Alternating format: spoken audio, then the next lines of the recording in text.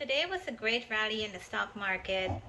I actually have followed these principles that I will share with you in a few. And I will also show you, my small trades that I made last week.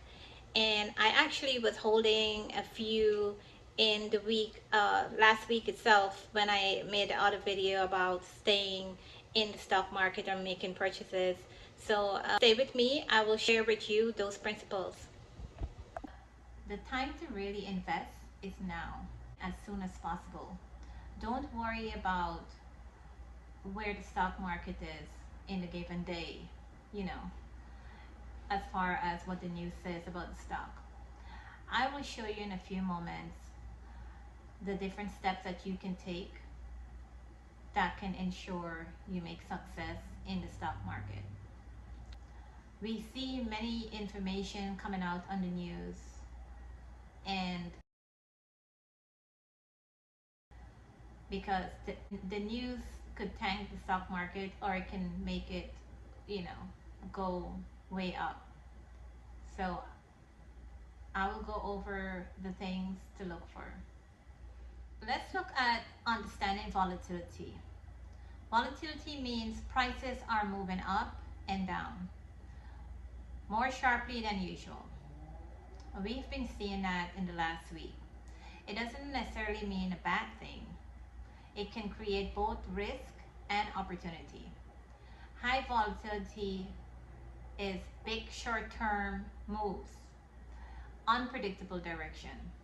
Low volatility means stable prices, smaller movements. The next thing you can do is set a clear investment plan. Before reacting to the swings, anchor yourself with a plan. Time horizon. Are you investing for months or years? So think about that. If you are a long-term holder in the stock market, then you stand to make more money over the long term versus the short term, as I had explained in a previous video. You also need to look at your risk tolerance. How much money can you lose without panicking? So I know that's a huge one. It's not easy to see your money going down when you're not so sure of trading stocks yourself and you haven't had so much experience. But with time, you become strong because you're not going to be buying stocks that has bad value. You will be looking for companies that has high growth and great year-over-year performance, and that is very important. A next thing to look at is, what are your goals when we talk about the clear investment plans? Are you growing wealth or preserving capital or generating income? So when looking at that, you can stick to that plan rather than reacting emotionally. So for example, you purchase like a great ETF or stock with a good value. For example, like Apple. Apple has been around for so many years that people that hold Apple can tell you that they have had so much growth within the last several years. And then when there's a stock split, the Apple itself, you get for one Apple share, you may get 5. So that now increase your value from one apple to 5 apples, and then those go up over time. So yes, there is an opportunity when purchasing the stock, especially a great company that actually grows year over year. Another thing to look at is using defensive strategies. By diversifying your portfolio, spread investments across. So example, assets classes. So that is by saying you want to choose your stocks, bonds, cash, etc. Also, you want to look at sectors. So for example, the tech sector, where you have, all of the chip stocks, for example, Nvidia, AMD, etc.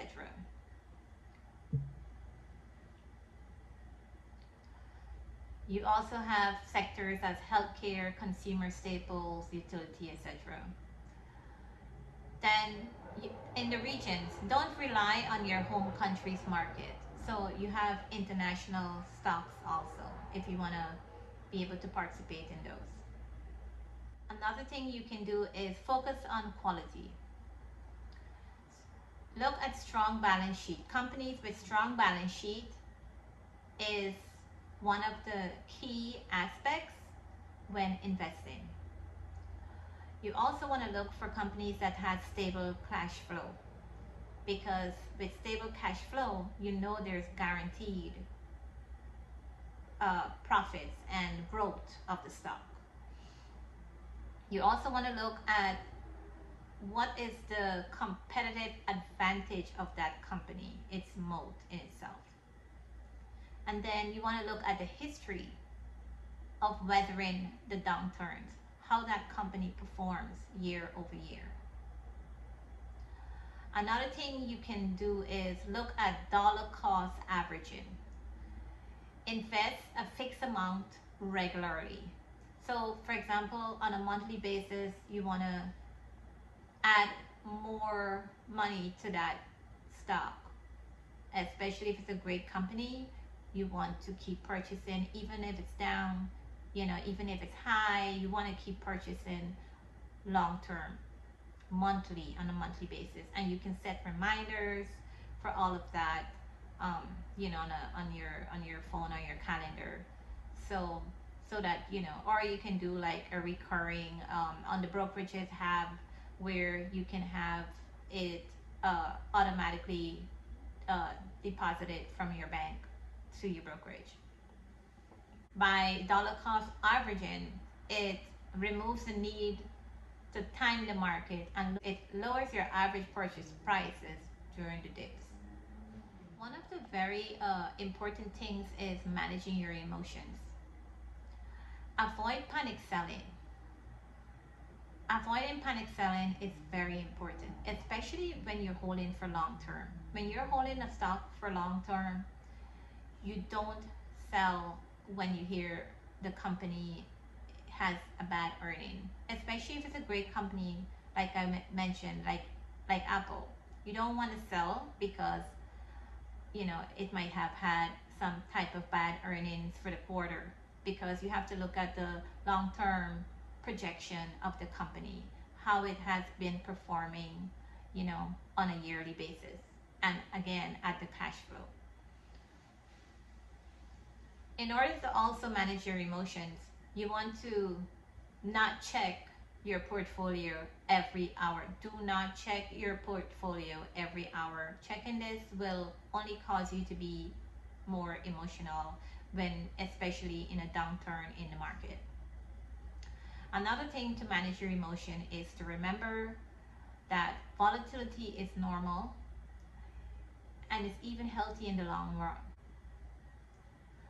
And always think long term. If your horizon is 5 to 10 years,